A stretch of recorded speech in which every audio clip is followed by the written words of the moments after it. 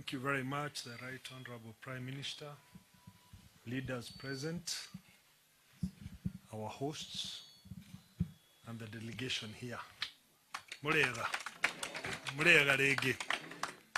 I feel very much at home because Anthony is my friend. I see friends are here, including Banawadhigo from Nakuru. Can see Sam, Professor, Bio, very many distinguished members of the community that have gathered here as friends of Anthony to meet with the Right Honorable Prime Minister. I want to say a few things because I think they are important, because I think in leadership, humility is a very key proponent. And I've seen a lot of people who are coming out chest thumping themselves, and I think it's time we analyzed a few of these. First of all, I want to thank our chief guest because he has all along fought for this country. He started with his father. He came in. He fought for changes in the Constitution. And I remember the 2005 Constitution when he said it was not right, and the 2010 when he said it was right. And today we have the fruits of devolution. And I think even in the BBI, the biggest component is the increase of allocation from 15% of the devolved funds to 35%. So that money can go back to the grassroots. And I'm saying this because we will hear a lot of economic models. I have worked in the Treasury. I have worked, and I'm saying this because if we do not have the right policies, even in that Treasury, hakuna pesa iko kwa store ati mtu atawaletea, unless he has his own money in his own store, but not government. Because government is dictated by policies. But in 2002,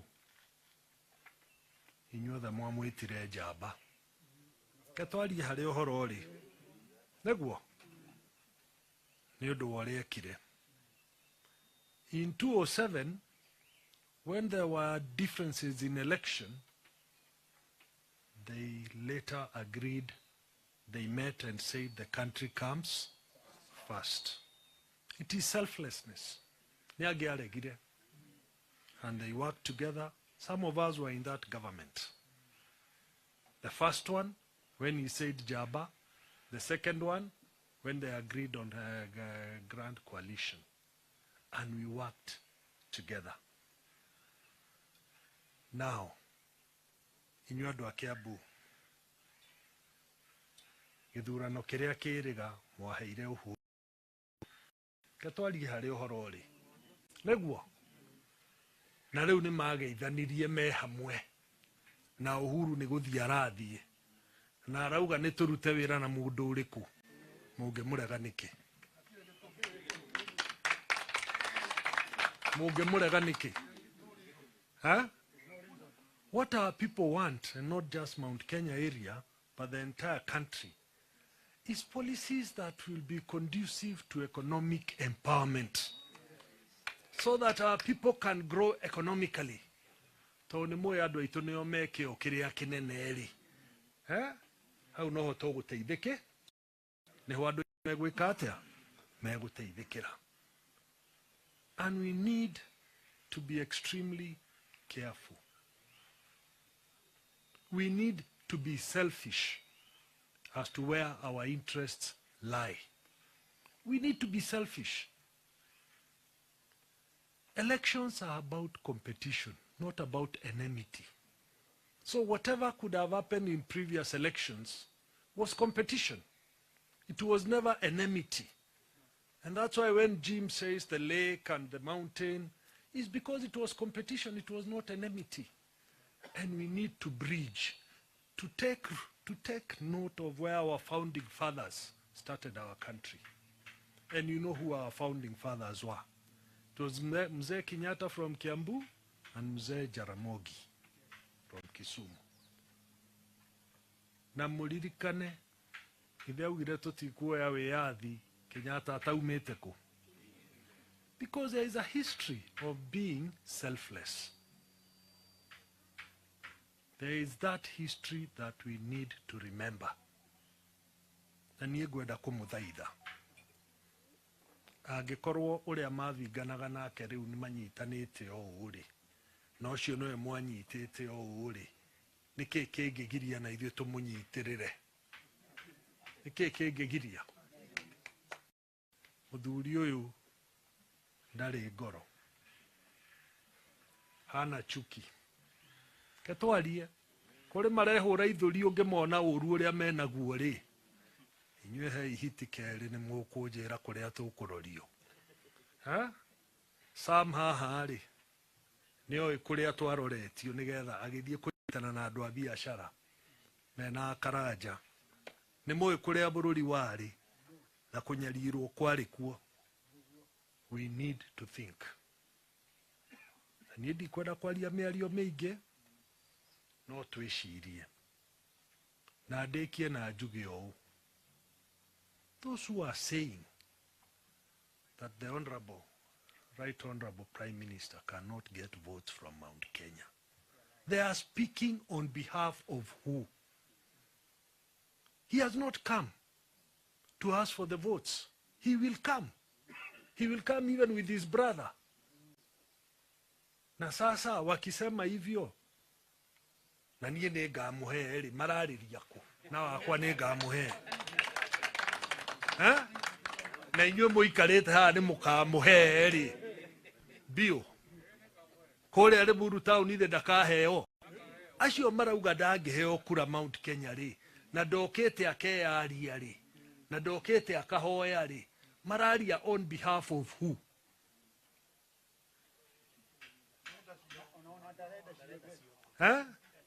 Ndĩrauga harĩa ũhoro rĩ, let people not talk on behalf of others. Let our candidate come the way he has come here today. Atuongeleshe, we get convinced, and you go and seek votes on his behalf. Twe hamwe, muthie mumwethere kura on his behalf. Na Mheshimiwa Raila ukija, tuma hawa watu kazi waende mashinani, wakutafutie kura na wakualike huko. Wale wanasema ati ya kwamba Mount Kenya, hata hujafika. This COVID has not made you go. That's why you've come here for a luncheon. But I am sure, tukipiga safari, tuanze hii safari na tupige hatua, people will change what they are saying. And I am sure at the end of the day, the candidate votes in Mount Kenya will be the Right Honorable Raila Amolo Odinga. Nĩngũrĩkĩria hau, Ngai wa muoyo amũige na tũthiĩ rũgendo rũrũ twĩ hamwe. Nĩ wega mũno. Let us appreciate Honorable Peter Kenneth. We would like to now bring on board Honorable Oburu Odinga, who has been very steadfast in the journey with the Right Honorable Raila, and also a friend, Honorable. Let's appreciate Honorable Oburu Odinga. Karibu. Asante sana Bwana Karuri. Wananchi wa Kiambu, hamjambo? Muriega renge. Ngai ni mwega. And this yode. Asante. And that is his nature. Thank you. Ya sina mengi ya kusema kwa sababu sisi tumekuja hapa kwa rafiki yetu ya dhati, mzee the late Ginyo wa Kariuki. Ginyo wa Kariuki was a great friend of my dad, and unfortunately I did not come to his funeral. But when Raila told me that he was coming here, I told him that I must come with you. I must come to pay my respects to Mzee Nginyo wa Kariuki, not just because he was a true friend of my dad, but because he also became a great friend of mine. And he was one of those rare people whom, when he's a friend of your dad and your dad passes on, he continues to be a friend of the children of his friend. And immediately I joined politics and I came in a by-election after my father expired. When Nginyo Kariuki called me to Nginyo Tower in his office on the first floor, and he gave me 100,000 shillings in 1994, which was a lot of money. And I can tell you that throughout the campaigns, not even my brother, not even my friend Jim, gave me a single cent. It is only Mzee Kariuki who thought that I needed money, because I was a poor civil servant who had just come from office, and I joined the campaigns without money. And he knew that. I don't know how he knew, because I never asked him to give me money, but he gave me money. And that one I will appreciate until my last day. I also want to say that my friend Mzee Nginyo called us here several times with the Council of Elders of the Luos and the elders of the Kikuyu. And he tried to bring the mountain and the lake, but circumstances did not favor that coming together, even though he really tried, together with Mzee, the late Njenga Karume. We were in Njenga Karume's home and in Nginyo Kariuki's home. We tried several times, but the government of the day was very vicious against the whole thing, and it scuttled. But I'm very happy that we have come again. Now, when circumstances have changed, when the government of the day is part of this movement, which is to bring the lake and the mountain together, and as Jim Orengo says, whenever that happens, the country moves forward. And that is what happened at independence. That is what happened at independence. Mzee Jaramogi Oginga Odinga was very, very close to Mzee Jomo Kenyatta, and they were not tribal at all. The differences which came between them was merely ideological, but people misconstrued it to be political, that Mzee Jaramogi was or tribal, that it was a tribal war. There was no tribalism at all in that thing. There's no time to explain, but perhaps we could have explained it even more. Raila even knows it better, a little better than me, but there are some things which I know which he might not also know about this. But I'm very sure that it was not tribal at all. Now, him and Uhuru Kenyatta, again the same family, they have shaken hands, and it is determined between our two families that we shall make sure that we clear the air and bring the communities of Mount Kenya and the communities around the lake together again, so that the country can move forward. This is our prayer. And I know that a lot of people are saying that the other people were in front, that they have captured Mount Kenya, that Mount Kenya cannot support Raila. But you know, when you are in a marathon race, you don't start sprinting. And that is what Uhuru was telling our brother. Please don't sprint. I'm still the boss. Please, just run behind me. I will give you the baton. But the man refused. He wants to run ahead of his boss. But in a marathon race, when you start to sprint, definitely you will go out of steam and run out of breath very soon. So I'm sure, because what offense has Raila ever committed against Mount Kenya? Apart from just competition is not enmity. Competition is actually friendship. Because you compete against your brother, and once the competition is over, you work together. And this is what Raila has done. They are working together with Uhuru, and it's very, very supportive.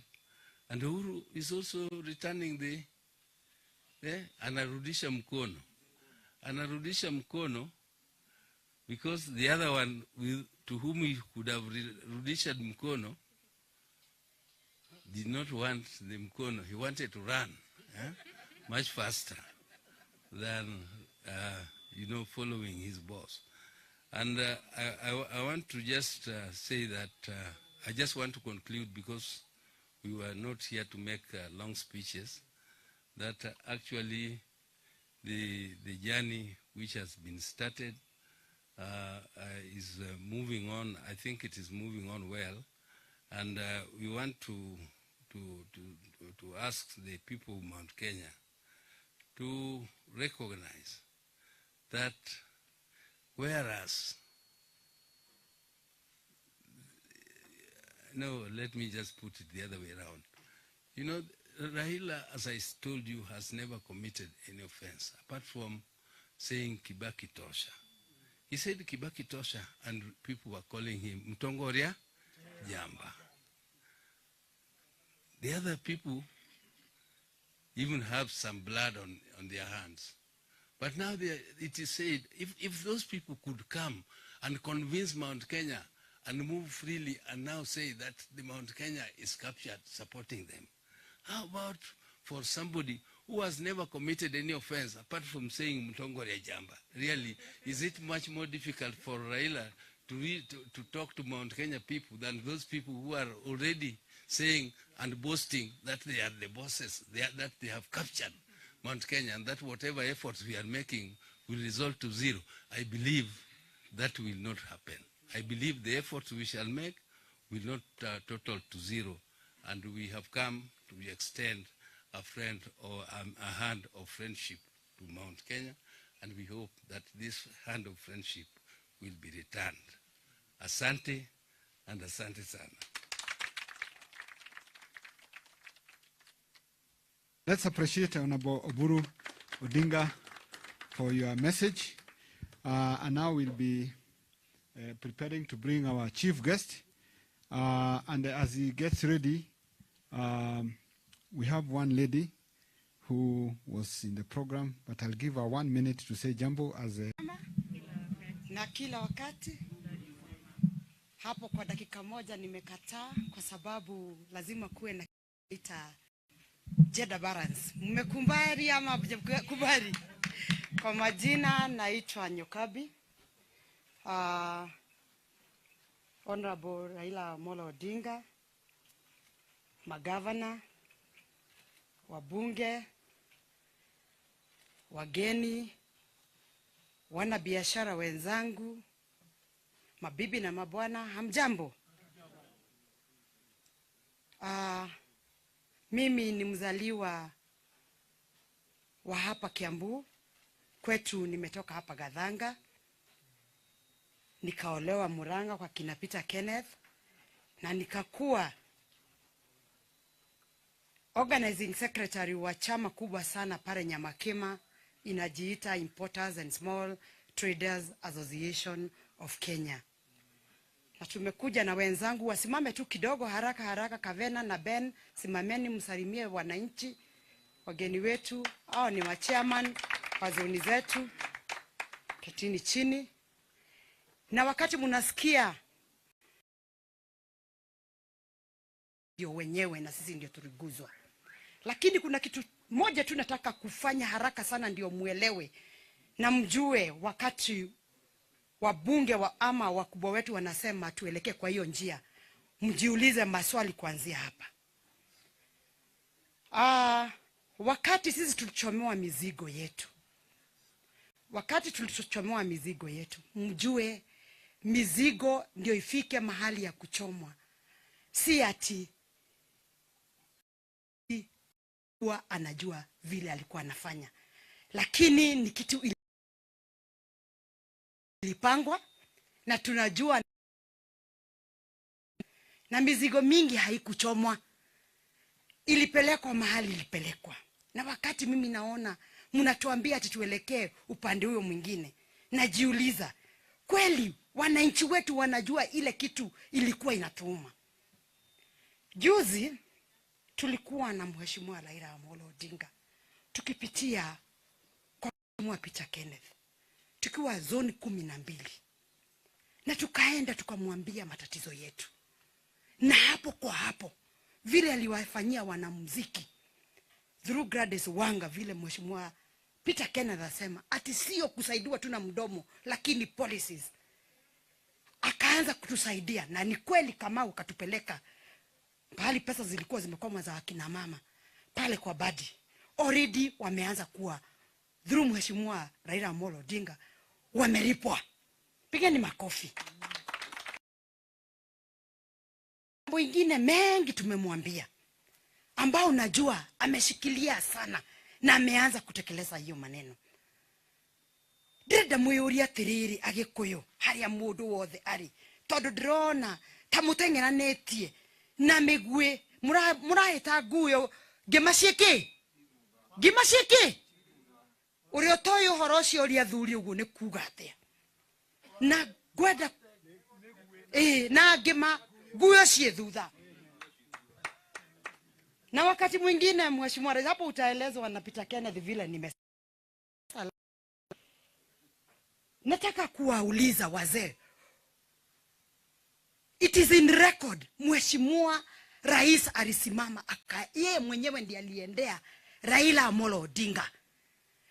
Alimwendea akiwa mjinga? Si ni kuweka maneno kwa meza akaona kweli huyu mwenzangu hanisaidii? Ni kweli ama si kweli? Kwa hivyo tujiulize, ni nini hii rais aliona kwa Raila hakuona kwa ule amekuwa na yeye? Wazee mko na mabibi, wakati mwingine uonga mnaendea Kashungwa, lakini kazi ya Kashungwa ni kupeleka mali kwao. Ni kweli ama si kweli? Kwa hivyo tufikirie sana vile tunasema, tufikirie sana vile tunafanya. Wakati wa Kibaki mliona kazi ikifanyika, kwa nini sasa tusijaribu sasa tuone vile Raila Amolo Odinga anaweza kutufanyia? Asanteni, nakushukuru sana kwa sababu wakati, lakini tutaongea mengi. Asanteni sana. Asante Nyokabi. Let's appreciate Nyokabi.